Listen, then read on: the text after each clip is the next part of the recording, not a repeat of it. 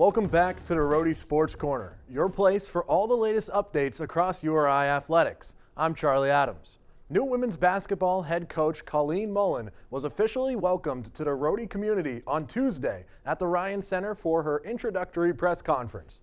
Our own Gerard Villenmenay was in attendance and has the story from an important day in the program's history.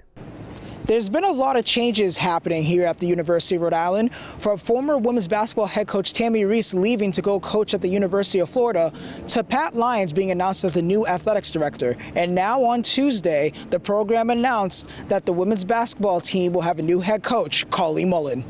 Ladies and gentlemen, we're thrilled to introduce Colleen Mullen as our next women's basketball coach.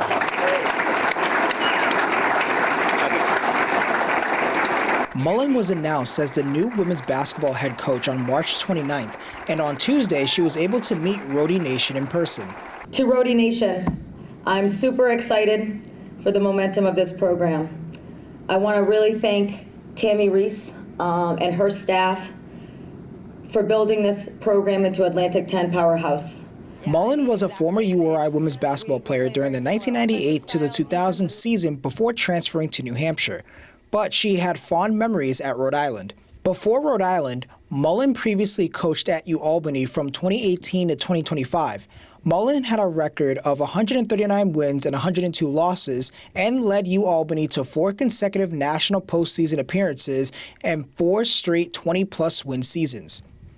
Before UAlbany, she joined the staff at the United States Military Academy at West Point in 2011 and later became an associate head coach from 2012 to 2018.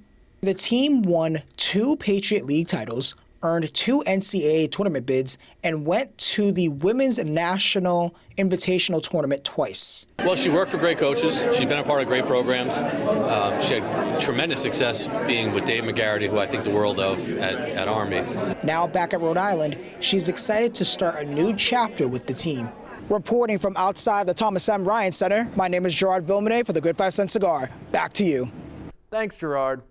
Baseball took its first conference play weekend sweep of the season against Virginia Commonwealth University over the weekend. Stellar pitching helped lead the Rams to a 5-1 win on Friday before taking Saturday's doubleheader with a 4-2 win followed by a 7-5 victory in extra innings to secure the sweep. Gerard Villenmenay has the story from Bill Beck Field. It was the Battle of the Rams here at Bill Beck Field as Rhode Island hosted VCU in a 3-game series and swept them in that series on Friday and Saturday.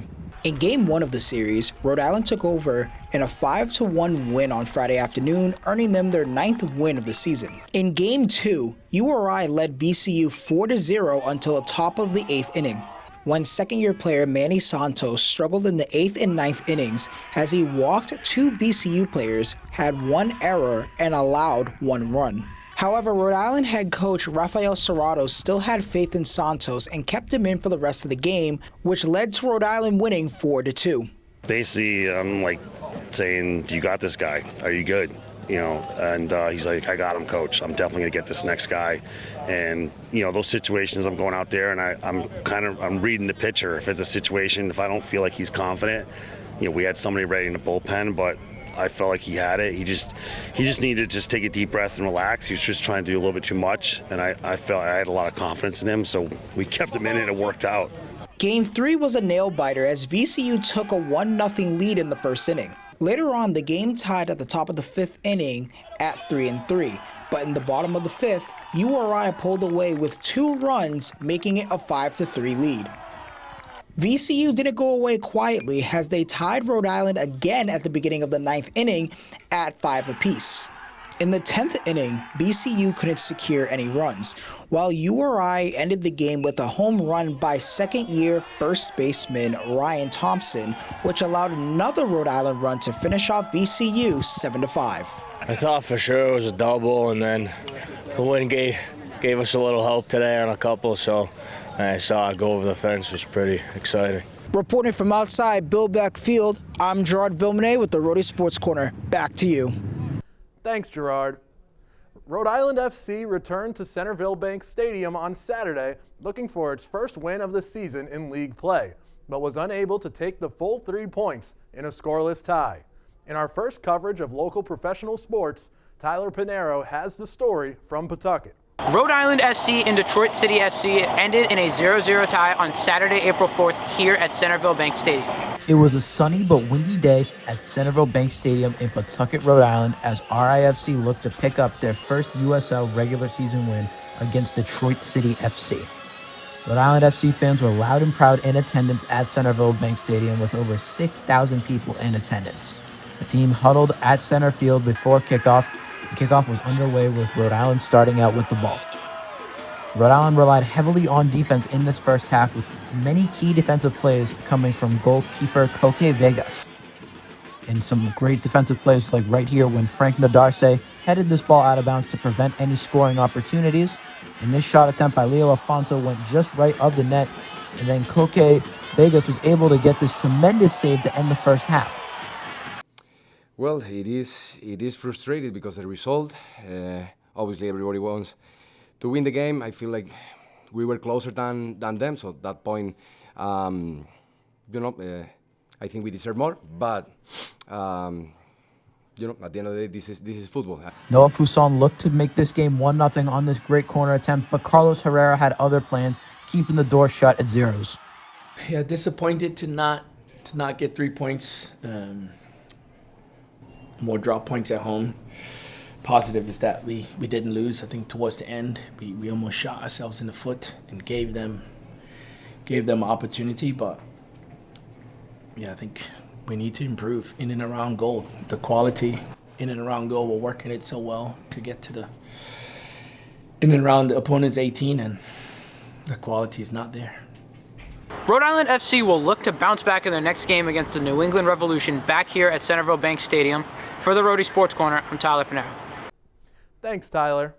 As for some other scores and results around campus this week, women's tennis took 2 tight losses to conference opponents in North Carolina over the weekend, losing to Davidson College 4-3 on Friday before falling to the University of Richmond on Saturday 4-2.